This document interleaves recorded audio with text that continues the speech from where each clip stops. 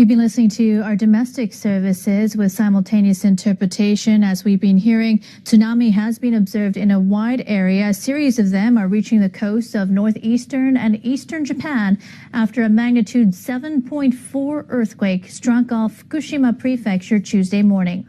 Japan's meteorological agency has so far observed waves up to 140 centimeters. The tsunami warning for coastal areas of Fukushima and Miyagi prefectures are in effect. The agency says there's a possibility a wave could reach as high as 3 meters.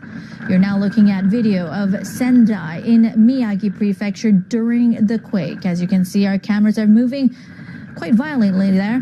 Video of Sendai, Miyagi prefecture during the quake.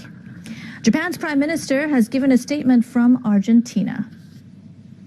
私からは国民に対して津波避難に関する I have ordered government officials to provide the public with up-to-date and accurate information. JMA is calling on people in the area where the tsunami warning is issued to leave coastal areas or riversides immediately.